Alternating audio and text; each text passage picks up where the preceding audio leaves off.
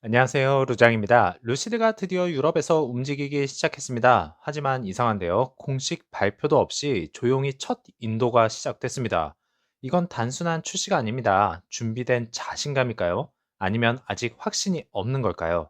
그래서 오늘 영상에서는 그래비티 유럽 진출의 진짜 의미와 유럽 시장에서의 현실적인 위치를 냉정하게 분석해 보겠습니다. 루시드 모터스는 유럽에서 두 번째 모델인 그래비티 SUV를 인도를 시작했습니다. 하지만 핵심은 이겁니다. 공식 발표는 아직 없고요. 일정 지연도 없습니다. 1월에서 실제 3월 이후라고 되어 있습니다.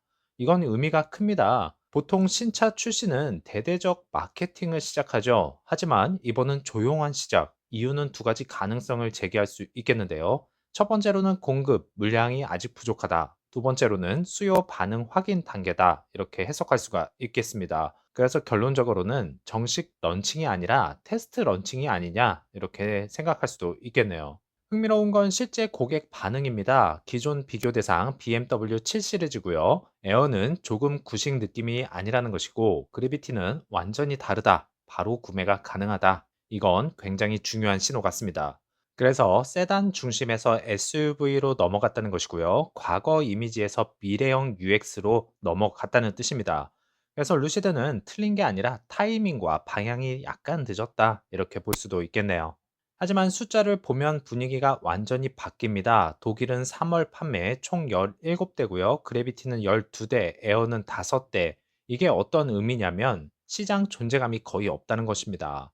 반대로 시장은 폭발 중입니다. 독일 EV 판매가요, 86,120대고요. 성장률은 플러스 24%입니다.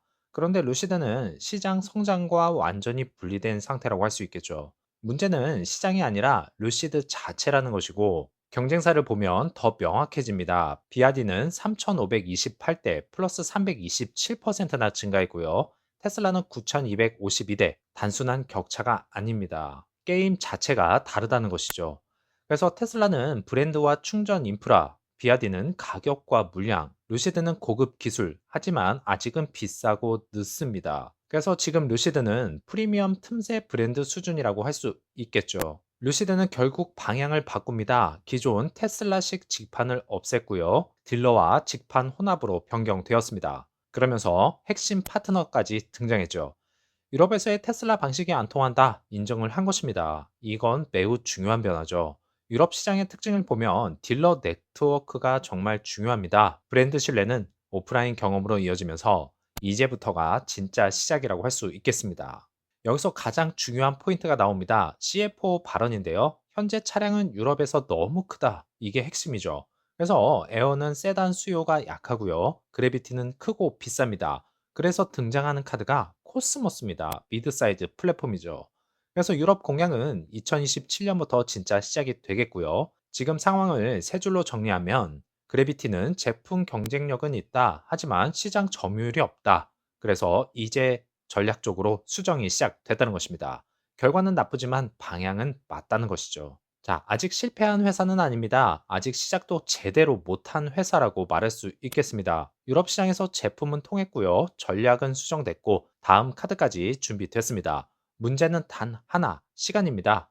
그렇지만 걱정되는 부분은 여전히 유럽이죠. 루시드가 유럽 판매를 시작했는데 숫자가 나왔습니다. 그리고 결과는 충격적입니다. 1분기 판매 54대. 이게 어느 정도냐면 경쟁사 하루 판매량에도 못 미치는 수준이라는 것입니다. 하지만 더 중요한 건 따로 있습니다. 왜 이렇게 적은지, 그리고 이게 끝인지 시작인지 한번 냉정하게 파헤쳐 보죠.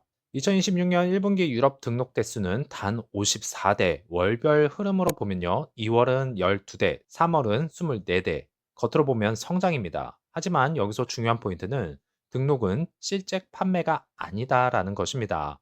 포함되는 것은요, 시승차, 전시차, 언론용 차량, 결론적으로는 실제 고객 판매는 훨씬 적을 가능성이 높다는 것이죠. 이제 더 중요한 포인트를 짚어보겠습니다. 어떤 차가 팔리고 있는가 결론부터 말하면 에어 세단은 거의 종료가 되었다고 봅니다. 그래비티 SUV는 대부분을 차지하고 있지만 실제 데이터에서도요, 독일 그래비티는 12대, 에어는 5대, 네덜란드는 전부 그래비티입니다. 루시드는 SUV 회사로 재편 중에 있다는 것이고요. 세단 전략은 사실상 실패를 했다는 뜻입니다. SUV 전략만 살아남았다는 것이죠. 그러나 희망은 독일입니다. 3월 판매는 17대, 1분기는 35대. 문제는